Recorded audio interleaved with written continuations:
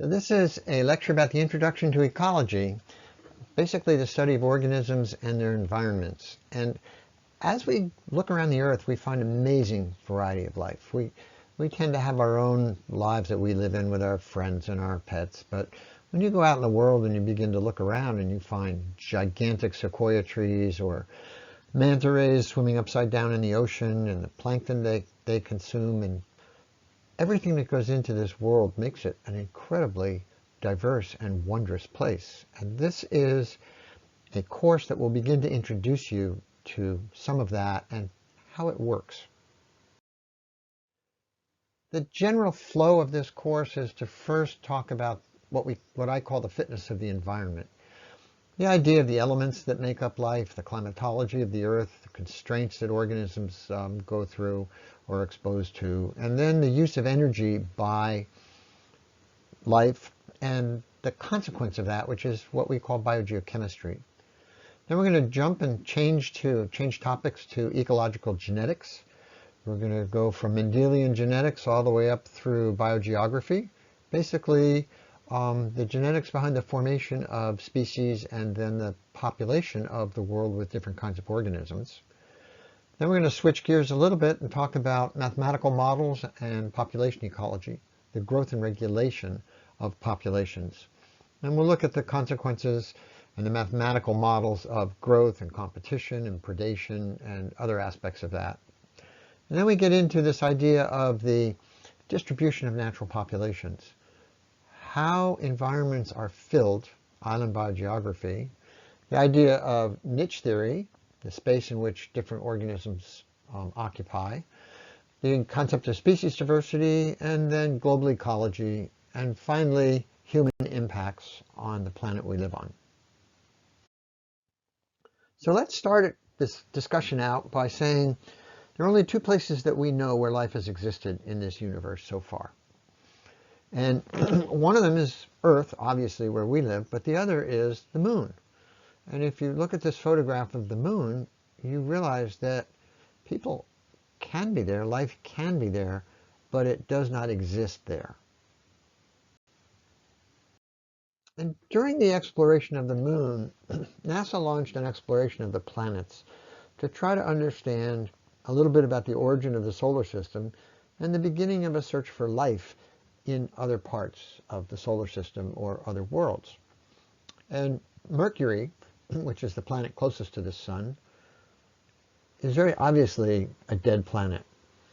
It has no atmosphere. And you can tell that because these craters are very sharp. There's no weathering. Mercury is locked in its orbit around the sun. It revolves once in an orbit, so it is always, one side is always facing the sun, and it is obviously extremely hot. The next planet in line is Venus. Venus has a very dense atmosphere, principally carbon dioxide, I believe some methane, some other gases. But it's very, very hot. And when we first sent spacecraft there, they melted after 30 seconds of being in the atmosphere. It's on the order of 400 or 500 degrees Celsius. So life doesn't exist there, although recently there have been some suggestions that there's phosgene gas in the atmosphere that could be produced by microbes living in the atmosphere. So stay tuned. We're going to skip Earth and go directly to Mars. Mars has been the fascination of humans for years. It has polar ice caps. It has areas that people thought were seas, linear features they thought were canals. We've since launched, at least half a dozen probes to Mars. We have a brand new one on there now. And we find that Mars, once upon a time, was a water planet. And that water was lost through the atmosphere and into space, in large part because Mars isn't big enough. It doesn't have enough gravity to hold an atmosphere close to it. Now, this is a really interesting part of Mars. This is a crater that apparently is filled with ice. And normally if you find an energy source and you find water and you find the molecules for life, carbon, hydrogen, nitrogen, oxygen, sulfur, we find life on Earth. And so the thought is, where there's water in a place like Mars, there could still be remnants of life if there ever was life on the planet. So again, stay tuned. Then we jump out a little bit further, we get into the gas giants. When planets get to be a certain size, they can no longer be stable if they're solid. They would just collapse under their own gravity. And we see these large gas giants, Jupiter, Saturn. And while there's probably no life on Saturn, because it's essentially all gases and liquid gases, there are the moons of these large planets of Saturn and Jupiter. And when we start to look at these moons like Europa, we find that their surfaces are covered with ice. And we wonder about down deep inside, because should they have tectonics, and there's some evidence of volcanism on these planets, maybe down deep in this ocean there is actually a water ocean deep, and these thermal vent communities exist, and possibly there could be life. So as we speak, we are building robots to go to these moons, to bore holes in the ice, to lower probes into the ocean below that and see what's there. Saturn is the same situation. Saturn is another gas giant. The rings are little rocks of busted up moons, and there's probably no life on Saturn itself. The gravity would just crush anything that we could imagine. Again, in Pleiades has this volcanism, and so there's energy inside the core. There's probably could be water down in there as well, and so there could be life deep inside the planet. We need energy, we need the molecules, and we need water. When we get further out to Pluto and beyond, we don't really know what's out there. We do know that Pluto is a much more complex little planet than we ever thought after the flybys of a couple of years ago, but we don't know much what's out there. And of course then beyond Pluto there's all the rest of space. So let's get back to the astronauts. You know, the astronauts refuse to go up in the capsule unless there's a window they could look out. And as soon as they could begin to look out the window or do spacewalks, as they did on the Apollo missions, they took cameras with them and they started to photograph the Earth. And they took this photograph of the Earth, which we affectionately call the blue marble. And this particular photograph, which was actually taken when they weren't supposed to be taking photographs, is the only real whole spherical photograph of Earth that we have. Taken by a human being, that is. We now have satellite images like this. But this inspired generations of people, and it's probably the most widely photographed and seen and used photograph ever taken by a human. And it's really neat because at the bottom you can see the ice caps of Antarctica. Down here at the bottom, here's the ice cap. And then we have these swirling winds of the roaring 40s. The tip of Africa here. And then the Congo. And the Congo is enshrouded with clouds in the intertropical convergence. Then up here is the Sahel, which is this vegetational strip between the Congo, which is a tropical jungle, and up here the Sahara. We can see the Middle East over in this region with the Red Sea coming down, the Horn of Africa here, the island of Madagascar, and the Indian Ocean. Now, if you think about the Earth and you think about the organization of life, life is organized principally into cells, at least eukaryotic organisms. And all of these different little apparatus inside them, you know, that we tend to look at and we think of like, oh, here's the ribosomes and here's the chloroplast and here's the mitochondria. You know, all these little teeny aspects of the cell that are inside the cell are more or less on a larger scale like different ecosystems on the planet. And the cell membrane, which bounds the cell, is much like the atmosphere that we have on our planet. Now, cells are broken down into different kinds of organelles, and one of the most important is the chloroplast. Chloroplast is where sunlight energy is converted into chemical energy.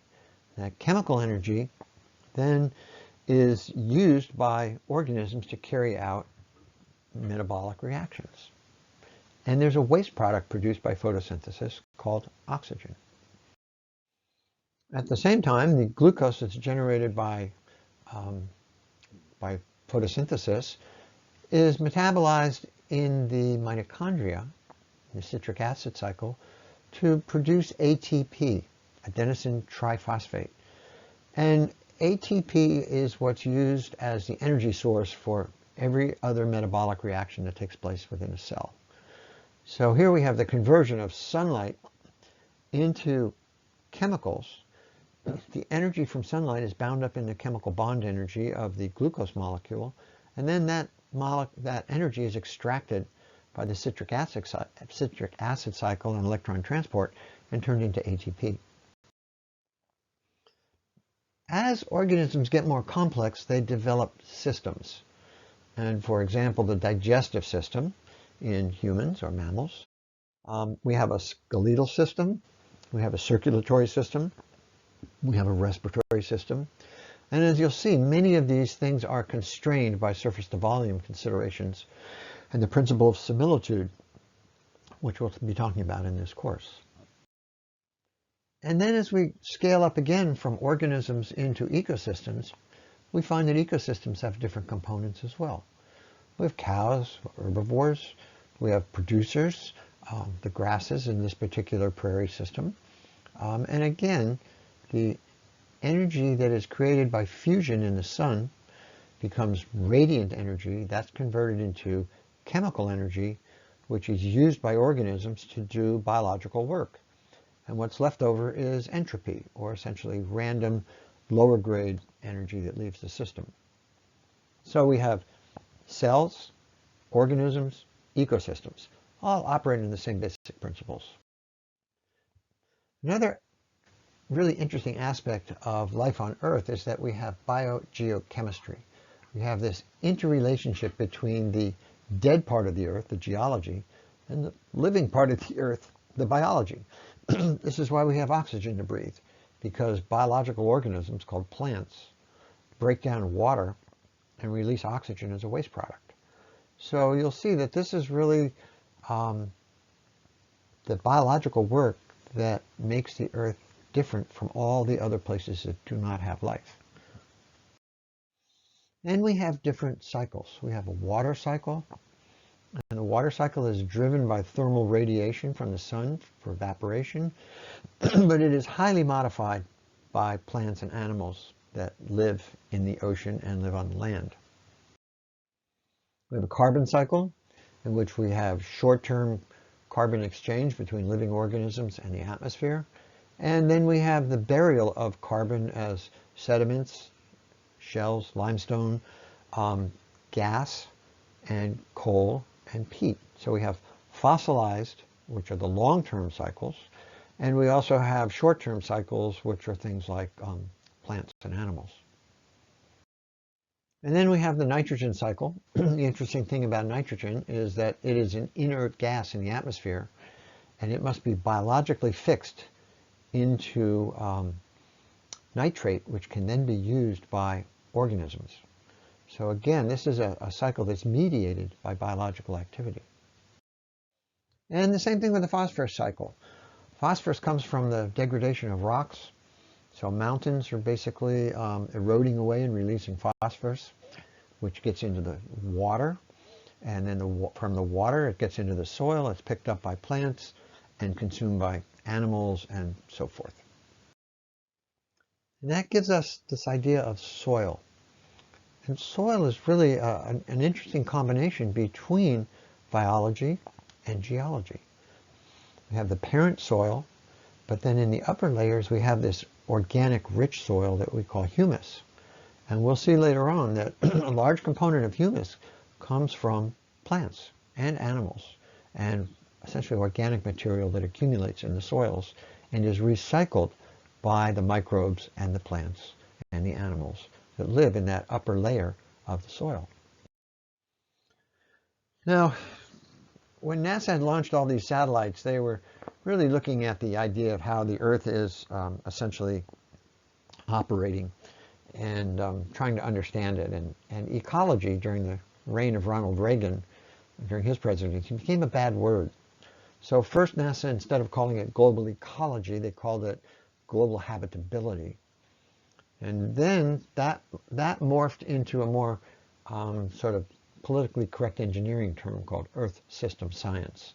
And this is a diagram that NASA produced about 25 years ago about Earth System Science, of all the different compartments and movements of materials between compartments and the relationship between biogeochemistry and the Earth's atmosphere and the oceans. And this is still a guiding reference, but as you can see, it's pretty complex. So during that time, when the first rocket ships were about to go off and drop landers on Mars, Jerry Safin, who was the head of the Viking project, which was the first lander to go on Mars, went to Jim Lovelock, and he asked Jim Lovelock to build an instrument that could fly on Viking as a gas chromatograph. And that's what Lovelock had been known for making, these very small, I think it's called a gas capture, gas chromatograph, electron capture gas chromatograph, something like that. Anyway, Lovelock said, hey, you don't have to go to Mars to know if there's life there. And people said, what? He said, yeah, just look at the atmosphere. And in his book, Lovelock, by Lovelock, in his book called Gaia, A New Look at Life on Earth, he talks about the atmosphere as being the product or the emergent property of life on Earth. And he said, look, if you look at Venus and Mars, they have lots of CO2. We have very little CO2. If you look at nitrogen, they have very little, small amount of nitrogen. We have lots of nitrogen. We have 21% oxygen in our atmosphere. And our surface temperature is about 13 degrees Celsius, whereas an Earth without life would be about 300 degrees Celsius. And he suggested that what life does is it modifies the atmosphere. And in doing so, it helps regulate the temperature of the Earth through feedback. And so he suggested this idea that Gaia, the Gaia hypothesis, which is the idea that the Earth is a self-regulating entity. And he began this idea of life as a planetary phenomenon. You can't have half a planet with life and half a planet with no life. It's either all or none. And this is the atmosphere of Earth. This is taken from the space shuttle. But, you know, when you fly in an airplane, you're flying above about half the atmosphere at 30,000 feet. And then if you get to 100,000 feet, you're outside the atmosphere of Earth. So it's very, very thin skin. You know, when we think about being at 30,000 feet, that's about 5.5 or 6 miles above the surface. So really we're dealing with a very, very thin coating that we call the atmosphere, a very thin layer of gases that are modified by the organisms that live on this planet. So when we start to look at science and trying to understand this in a scientific way, we sort of have to realize that like mutations being the source of variation for natural selection, curiosity is the source of questions, of trying to understand how things work. And we have two kinds of questions in general. We have proximate questions, which ask what or how, like how does a clothespin work, or what is a clothespin? And then we have things like ultimate questions. They're asked why. You know, why did you make a clothespin? Why did you build a radio? Why do you have an automobile? And in biology, those ultimate questions are usually from an evolutionary point of view. So we tend to think about the selection value of something, or we tend to think of the evolutionary significance of it. How did selection operate? And there are also two views of life that come into play. And this goes back into the 17th century when we were still struggling to try to understand life in a non-molecular way, I guess you'd say.